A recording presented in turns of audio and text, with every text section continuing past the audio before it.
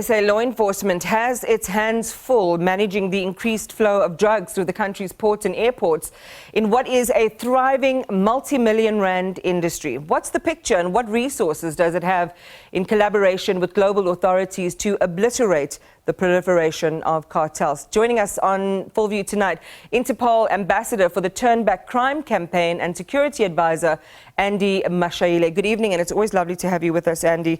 It's quite concerning. I mean, when you read that for every drug consignment that is seized at our airports and harbours, another 10 go undetected. So this is just a numbers game for the cartels, and it seems as if they're poised to thrive and to win. Tell us more about how the operations work. The stats that we've just called into existence tell you of the modus operandi of the drug cartels and drug criminals and drug lords. Where there is tight security, like in your Australias of the world, like your Mexico, where there's tight border management, they would send just a small consignment. But where they perceive the area of border management to be lax, they will send a lot of drugs in that particular area. And what they will do is they will advise my beautiful sister somewhere out there to go and get things for herself, your Brazilian hair and many of those things, so that she can come with the stuff to South Africa. Upon arrival or at the Brazilian airport, they would sacrifice that woman, like one that they sacrificed from our own home community in Bekkersdal. When focus is on this particular person who is carrying drugs by all law enforcement authorities in that space at that point in time, 9 or 10 people would pass by. So long story short, you would be, they would sacrifice one person, 1 and 10 would go through. It's one of those tactics in the arsenals of strategy. So it's typically a decoy strategy. Yes. That they would use. In the year to date then, and against the backdrop of what you've just painted, between 30 million to 50 million rands worth of drugs have reached our shores and were detected.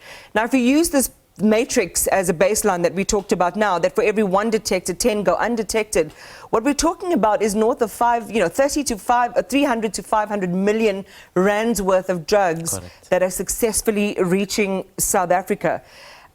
I mean, that's an astonishing amount of drugs. An astonishing amount of drugs, talking about our border management efficiency and effectiveness.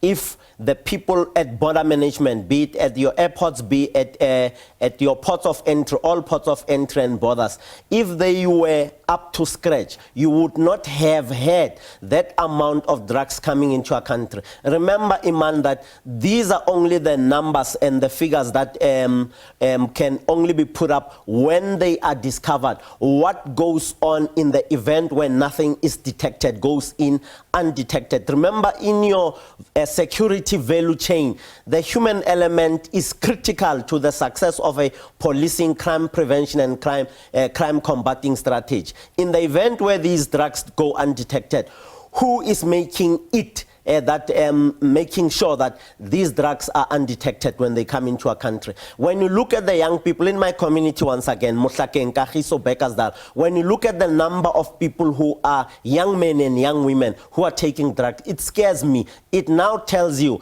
there's an organization in Italy, since I'm part and parcel of Interpol. That organization is called Drangheta. Very, very highly organized, infiltrate from the judges, the police, all other people in society who are of influence. And those people of influence would be the enablers of the drug value chain that goes into our communities, destroying our children. What is happening in El Dorado Park and all that happened many years ago when there was that operation, when the former president went there and myself and General Petros and all law enforcement agencies pitched up camp there, tells you the criminal organizations look at South Africa as an easy space to can play around. And they depend on, as you say, that partnership of influence, which includes people who are even inside law enforcement. I'm going to come towards the end to talk about how this can be thwarted.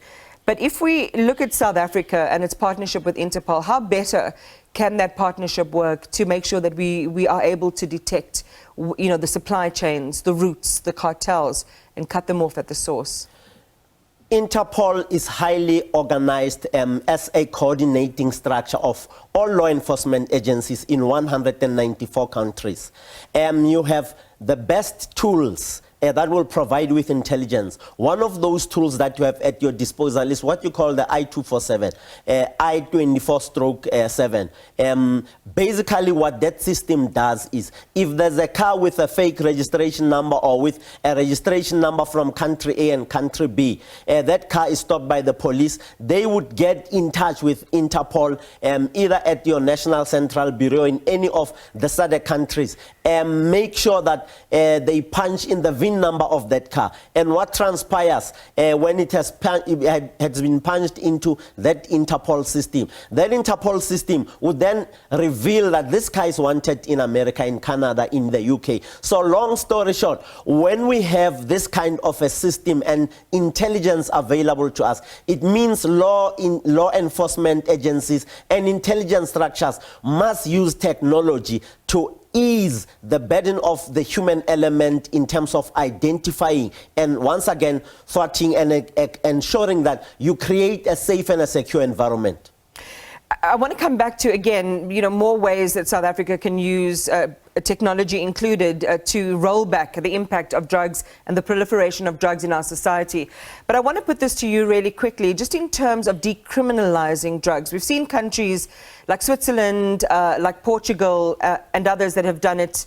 I think in Portugal, the rates of HIV infection dropped because obviously the needles that people were sharing were done in a different way. Drug use declined, particularly in the 15 to 24-year category.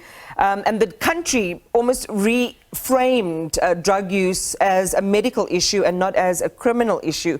Your thoughts, just broadly speaking, on the prospects of decriminalizing drug use?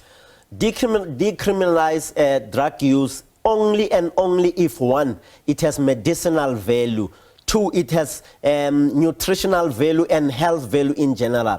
But I will not stand and support any grouping that says Nyaupe must be decriminalized because of the concoction that is in that mixture, your heroin, which is central to the addiction, your rat poison in there, and many other things. So if it is in the realm of your hemp, if it is in the realm of your dacha, it would make sense if you decriminalize, like it has happened in our country. Plant in your backyard, smoke in your backyard, do not deal. Use for your recreational purposes in your space. In that regard, it makes perfect sense. But obviously, human beings, a perfect system is subject to abuse. It can be abused for distribution purposes. Other people would see benefit in distributing and making a lot of money out of the decriminalized processes of drugs, particularly if they are the drugs of choice for young people, and they are the drugs of choice to ensure that there is addiction and there is higher demand, which is then determined by the manufacturers' organizations. Andy, thank you for your time. As always, we appreciate you coming in and helping us understand this a little better. Interpol's Ambassador for the Turn Back Crime campaign and Security Advisor, Andy Mashaile.